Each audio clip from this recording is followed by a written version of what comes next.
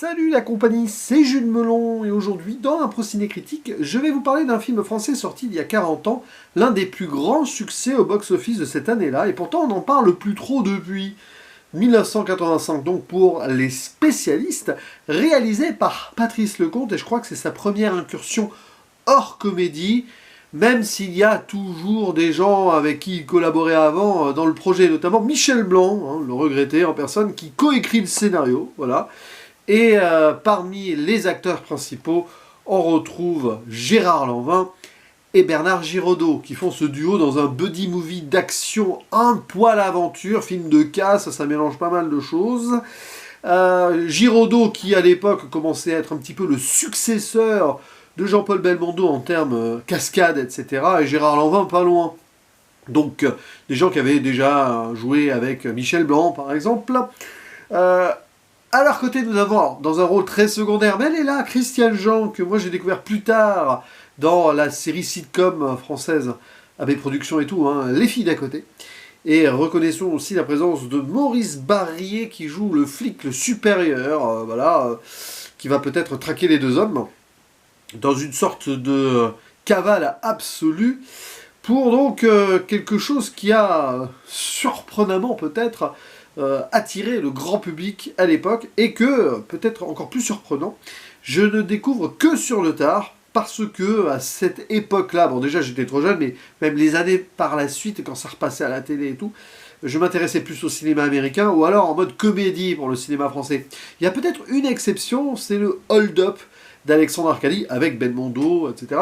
Sorti quelques mois après d'ailleurs, aussi en 85, qui pourrait être, on va dire, comparé ici sur certains points.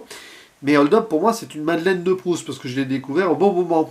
Ça ne sera pas le cas ici des spécialistes. Mais j'en parle quand même, parce que récemment, je cherchais un film un peu léger à découvrir en cette fin d'année. Et j'ai vu la vidéo sur Tandem de Patrice Lecomte, qui est pour le coup un bon film, et dont je parlerai probablement, peut-être dans 2 ans, j'en sais rien. Une vidéo par l'ami, le bonimenteur français. Je vous invite à aller voir sa chaîne et cette vidéo, du coup. Et au début, donc, il mentionnait un petit peu la carrière de Patrice Lecomte, et en effet, j'ai complètement zappé l'existence de ce film, les spécialistes. Du coup, je me suis dit, bon, allez, on va voir ce que ça donne, parce que j'en ai vu quand même pas mal, des films de Patrice Lecomte, il m'en manque pas mal de sa période d'après. Mais voilà. Donc, l'histoire ici, alors, pour faire simple, hein, parce que le synopsis, on va rester vague, je pense pas faire de zone spoiler, bien qu'il y ait beaucoup de péripéties et de révélations. On va suivre d'un côté Stéphane Carella, joué par Gérard Lanvin, qui est un casseur, voilà, qui va être transféré dans une autre prison alors qu'il lui reste 1 an à tirer. Donc lui, il attend que sa peine se termine. Donc il est dans un fourgon de gendarmerie qui s'arrête. On est dans les gorges du Verdon, très beau décor et tout. Parce que y a des collègues à ces gendarmes qui sont en demande d'aide. La voiture a crevé, un petit accident, je ne sais plus trop là. Et dans cette autre fourgonnette, il y a un certain Paul Brandon, qui visiblement est un individu très violent, qui aurait tué, donc lui, attention. Et alors les deux sont menottés ensemble à un arbre. Scène intéressante d'ailleurs, qui peut laisser envisager certaines choses de ce qui va être avéré par la suite, parce qu'il y a quelques raccourcis quand même là. Mais bon, on se demande, tiens, c'est rapide et tout, mais bon, ça se justifie peut-être dans l'ensemble. Eh bien, ouais, menottés ensemble, Stéphane Carella va être obligé de suivre ce méchant Paul Brandon, joué par Giraudot, donc, qui se fait la belle, là. Et comme ils sont menottés, il doit courir avec Carella. Et les deux vont devoir coexister. Peut-être collaborer aussi, parce que Paul Brandon a une idée d'un casse exceptionnel autour d'une sorte de casino mené par un mafieux, la Mazzetti, à Nice. 3 milliards de dollars ou d'euros, enfin de francs plutôt, mais des anciens francs ou des nouveaux francs, je sais pas, en tout cas beaucoup d'argent. Et ils vont aussi tomber dans leur cavale sur une femme qui s'appelle Laura, qui est jouée par Christiane Jean, qui visiblement elle a envie de les aider parce qu'elle a vécu un drame personnel peut-être, donc pour elle c'est Akab, les gendarmes et les flics, pour reprendre une expression actuelle. Vous avez envoyé Dossier 137, ça en parle, un film français là, de Dominique Moll, sorti il y a quelques semaines. Et on va suivre donc une forme de buddy movie où Carella va se laisser prendre par le jeu ou pas, parce que lui, il a visiblement ce côté spécialiste des casses, des cambriolages ou autres. Les spécialistes, du coup, ce sont les deux là. Bon, Giraudot et Lanvin, ça fait un bon duo, il n'y a pas de problème là-dessus. Et j'ai vraiment apprécié le début du film, quand bien même j'avais beaucoup de questionnements, parce que c'est in medias res, quoi. On est directement dans l'action, et l'introduction c'est directement la scène d'évasion, là. Par contre, après, niveau cascade, c'est extraordinaire. Les deux hommes se sont donnés à fond, ils ont même vu le vide à plus de 200 mètres, il ne fallait pas avoir le vertige, et il n'y avait pas beaucoup de filets de sécurité et tout à l'époque, enfin il n'y avait pas d'effets spéciaux pour raccorder les choses.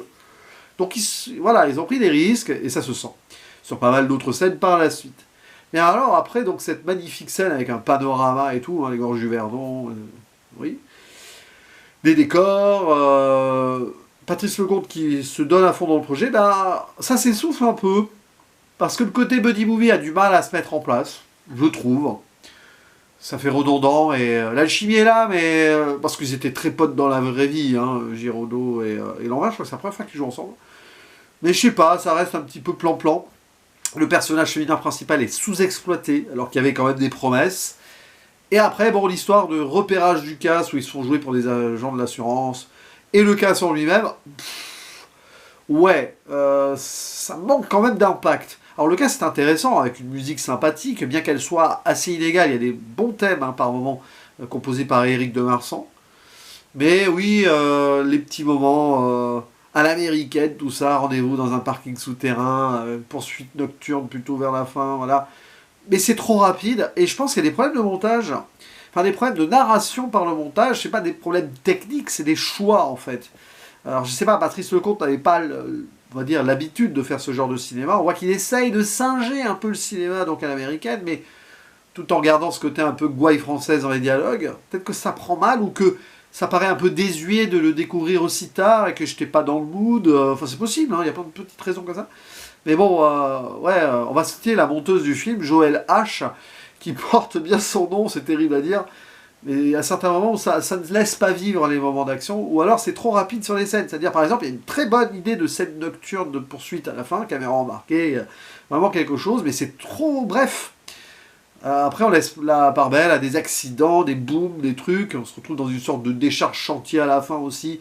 C'est juste pour en mettre plein la gueule, mais ça manque vraiment dans le découpage et dans la mise en place et la dilatation de l'ensemble, vraiment de force, je trouve. Et c'est dommage, parce que c'est un petit peu timoré et on en ressort de là avec des moments d'ennui et que finalement on est frustré quand les scènes de vraiment purement adrénaline se font trop brèves.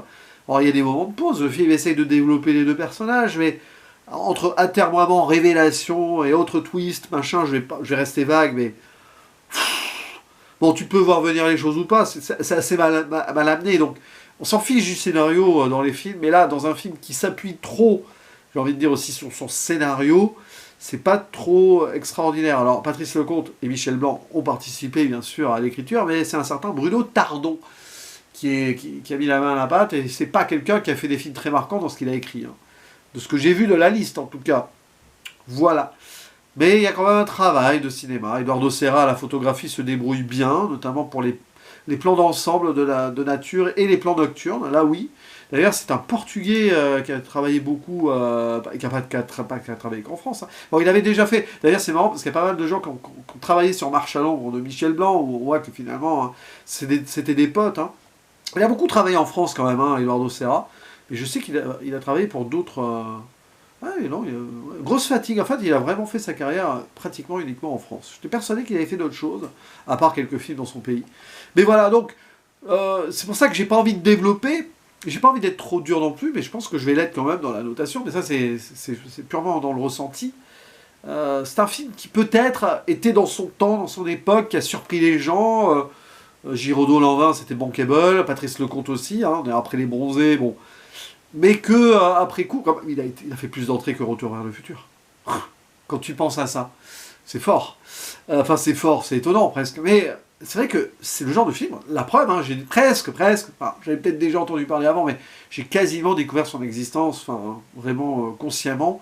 Donc, grâce au bonimenteur français à travers sa vidéo, c'est qu'il est un peu tombé dans l'oubli. Voilà, ce film, tout simplement. D'ailleurs, il n'est pas tant que cela repassé à la télé, parce que je l'ai loupé à l'époque, mais même, je n'ai pas souvenir. Enfin, après, on peut se mélanger les films. Les Giraudot, Lanvin, ils en ont fait pas mal à l'époque. Donc, mais voilà, c'est ça essaye d'être dans la lignée, donc un cinéma un peu à l'américaine, un cinéma post-Belmondo, bon, qui continue à en faire, la preuve, Hold Up, mais qui commence à être vieillissant, forcément, d'une certaine façon. Et je sais pas, ça prend pas. Voilà, chez moi, là, il y a quelque chose qui, sur ce film, me résiste, quand bien même ce soit pas détestable. Lanvin est bien. Giraudot, je sais pas, il y a des moments, oui, il fait la tête du truand, quoi. Et Lanvin fait le gars un peu qui a pas trop envie de continuer les ennuis, mais maintenant qu'il est on va dire, avec cette cavale-là, enfin avec son camarade de cavale, il va aller au bout peut-être. L'idée du casse, comment pénétrer un coffre impossible à pénétrer, mais en fait derrière, bon, c'est très simpliste. Hein. C'est-à-dire que ça va pas aller trop loin dans la réflexion, pour le côté casse. Je trouve que le film manque vraiment, vraiment... oui, je vais pas me répéter avec profondeur, mais voilà, de développement, et ça fait un petit peu lisse et en surface sur beaucoup de points. Et c'est dommage. Ah oui, il y a des petits moments comme ça où ça percute un peu, mais ça fait presque anecdotique arriver au bout. Donc pour moi, les spécialistes, je dirais bof, mais je peux comprendre que ça ait plu. D'ailleurs, n'hésitez pas à dire en commentaire si vous aimez beaucoup ce film, si vous l'avez découvert à l'époque au cinéma, ou plus jeune en tout cas.